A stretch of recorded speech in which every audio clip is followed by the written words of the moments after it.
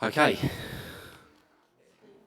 Oh, yeah. Sorry, Steve Taylor. You've been with us very patient all evening. Steve, have you got a question for us? Thank you. Can you hear me? Yes, thank you. Excellent. Okay, thanks, Chair. Um, I, I, I think I'm suffering slightly with two problems. One is connectivity, and the other one is probably my own ears. So, if these answers have already been clarified, I'm going to apologise up front. But as I looked at this, my thinking went down the old-fashioned road, like me, of what, where, when, where, why. And so my first question is, who is it that's actually funding it?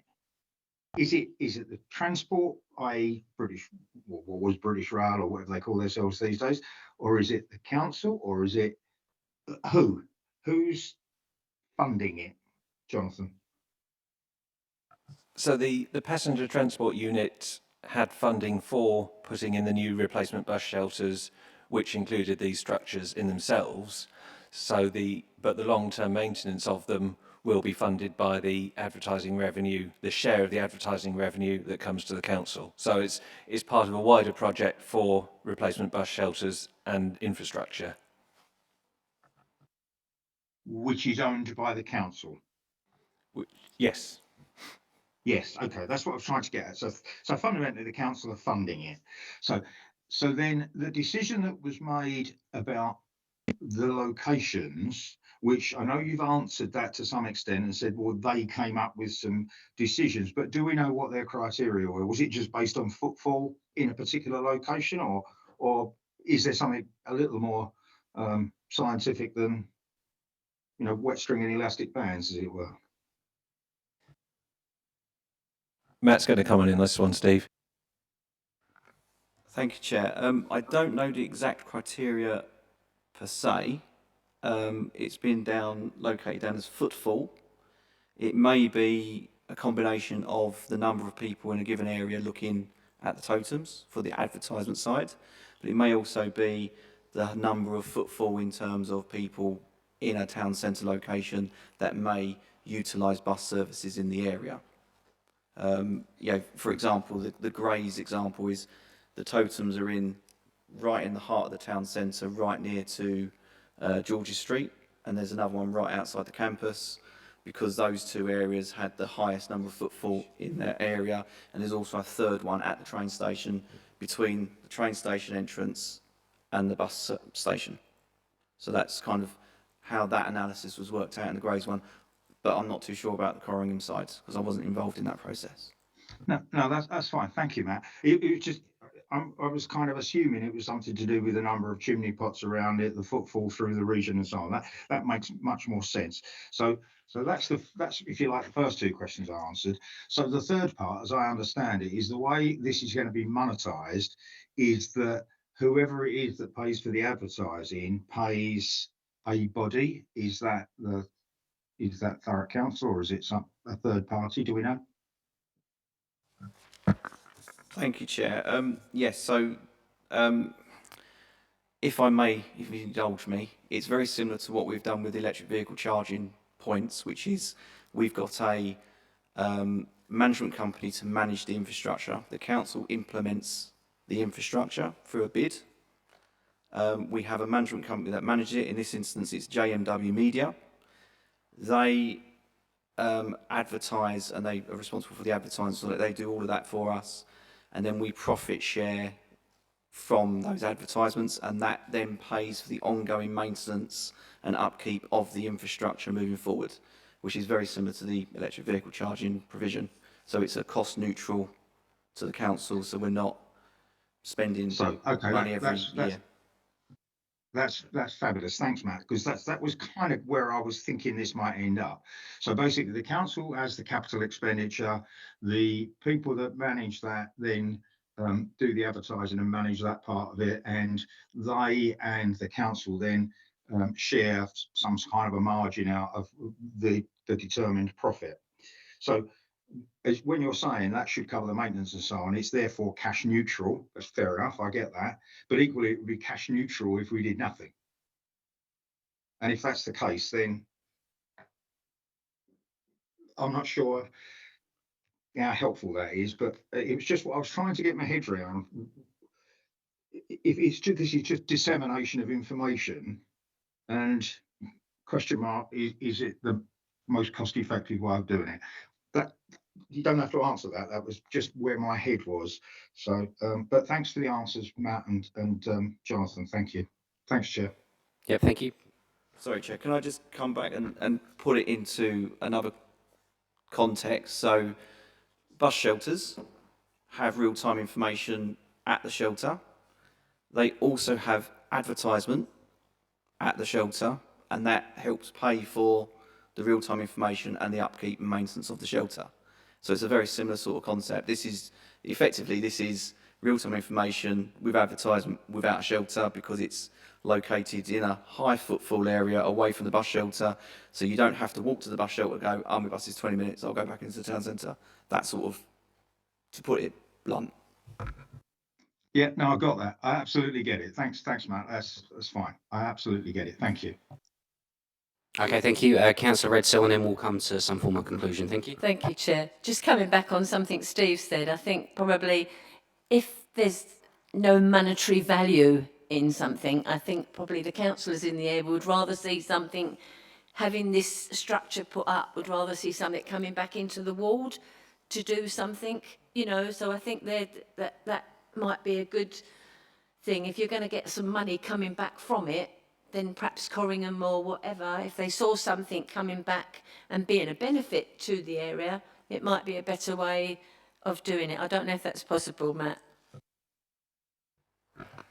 Thank you, Chair. I think in context, if members were minded to refuse this, the project leader would probably make a decision on whether or not to look at an alternative location in another part of the borough that may be more suitable, or they may reinvest it into other shelters in other locations, very similar to what we do. But it wouldn't necessarily be the money comes out of that and goes into a completely different project, because it's all wrapped up in the real-time information and bus shelters provision under that project. Councillor Piccolo. Yeah, thank you, Chair. My concern has been about who's enabled to advertise on the board. I think there's 2 or 3 opticians in Corringham. Be great if Specsavers had a great big sign on there saying, you know, come to Specsavers at Basildon or Specsavers at Grays. And by the way, if you've got a bus pass, it won't cost you anything to get there anyway. That's my point about it needs to be some control on who can advertise on them.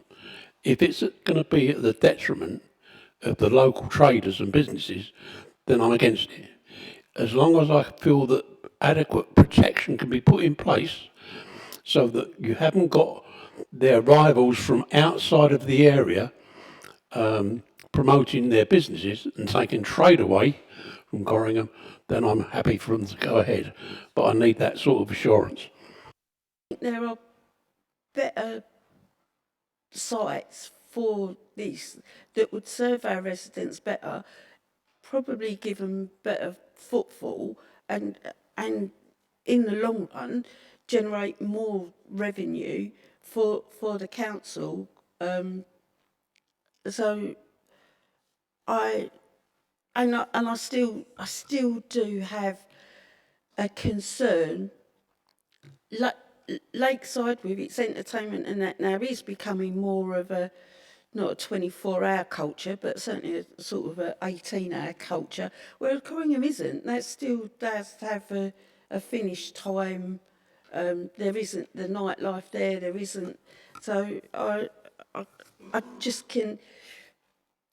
can just see this totem just blaring away, glowing away to itself in the dark, and I don't think that's something that suits the location of it. Let's go to Councillor Redsill, obviously in debate phase. Thank you.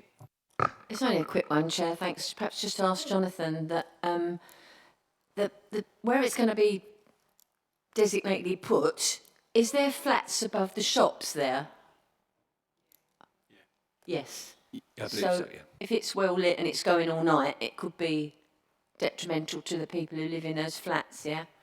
But it would have sensors, so it wouldn't, the light levels would sort of react to the ambient background light, so it wouldn't, it would be sort of sensitive to what's there. But I believe there are masonets in the area, but there are other bits of street furniture, so there's street lights which would give off lights as well, but All right then, so I think everyone's contributed on the debate phase, so thanks for those contributions.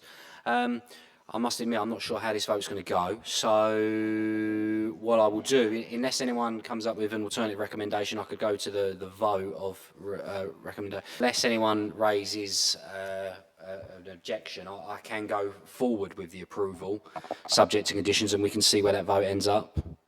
And if it loses, we'll go to alternative recommendation. Okay. If everyone's happy with that, I'll move the vote. So I will move that we do approve this scheme here in Corringham, agenda item 11, subject to conditions. Is that seconded? Okay, thank you. And we'll move to the vote. I think there's 8 votes on this. All those in favour? Okay, that's 3 votes in favour. Okay, all those against?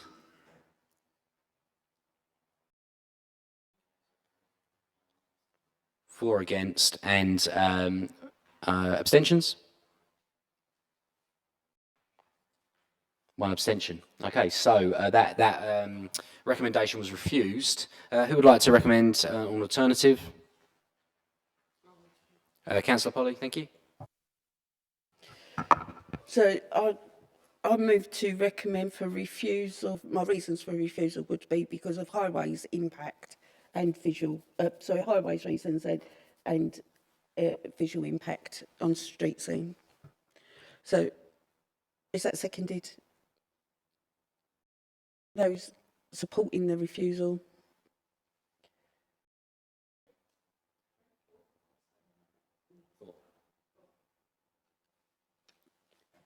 Those against the refusal. 3 again. And abstentions. Thank you. So the application Just- is refused. if we Sorry. could just have a bit more clarification about exactly what the highways impact and what the visual amenity concerns. I don't know if legal. Is land adjacent to 21 Kings Parade, King Street, Stanford-le-Hope. John, if you'd be so kind as to give your report. Thank you. Thank you, Chair. Again, very similar to the previous application. So it's an advert from the passenger transport unit team for an information board displaying bus times and associated adverts. So this is the King Street in Stanford, running north to south, and the Totem would be located on the built-out area to the southern part of the high street, outside premise shop number 1. Again, same totem as proposed in the previous application. And this is the location of the site. So it's behind that street furniture, behind the bin in this picture. And looking at it from the south, it's the approximate location just behind the bin where my cursor is. So again, the application is in town centre. Public transport information signs are found to be acceptable in these locations. Design is acceptable, and there were no highways objections from the highways team when the application was considered. So approval is recommended. Thank you. Okay, thank you. Obviously, I don't probably think there'll be as many questions on this because I think we really have gone, a lot into these totems. So really, probably just focus on location, any sort of questions like that. Who would like to start? Councillor Redsill. Just make a small observation. I know I'm not on planning all the time, so I've got no probably way to say, but could we make the mapping a bit better? You know, because we're so outdated, aren't we? Surely we can have names of roads and everything. Because somebody looking at that from general public wouldn't know where it is at all. Yeah, no, thank you. I know in the past we've had these pre-plan packs. That's something we went with. I don't think there was one sent out this month, so if we can keep on top of that, that'd be great. I know they're a little bit more detailed. So thanks for that observation, Councillor Redsill. So, footfall. What is the differential between the Covington and the King Street one? Or is there one need? I don't have the figures for the two sites. The information I was given from the passenger transport unit was these two sites were chosen because of a high level of footfall, but I don't have the exact figures for them. Thank you. Councillor Piccolo. Yeah, thank you, Chair. Yeah, I haven't seen them and where it's proposed to be placed. I haven't got a problem with that. The only proviso I have is advertise on it, put in place. Thank you. Yeah, if it is approved, we could look into that under condition. Right, so we're in the debate phase. I'm just going to go over to Steve Taylor as he's got his hand raised, and then over to Councillor Byrne. Thanks, Chair. I did ping a little message out while you were taking a break, but really my comment was I'm sort of fairly ambivalent towards the totems. I can see I like the value of the immediate accurate information about buses delayed and taxi and trains delayed, and I think that's a great thing. Councillor Polly, thank you. Thank you, Chair.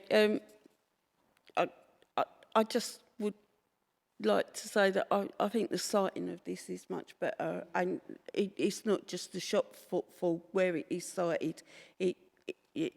There are public transport links there, and there's a lot of footfall backwards and forwards, and I think it will serve the residents better than the previous application. All right then, so recommendation for approval, King Street, Stanford-le-Hope. This is the totem. I'll recommend approval. Is that seconded? Seconded by Councillor Lydiard. All those in favour, please raise your hands. 6, yeah. Piccolo. Cool. 6, okay. All those against?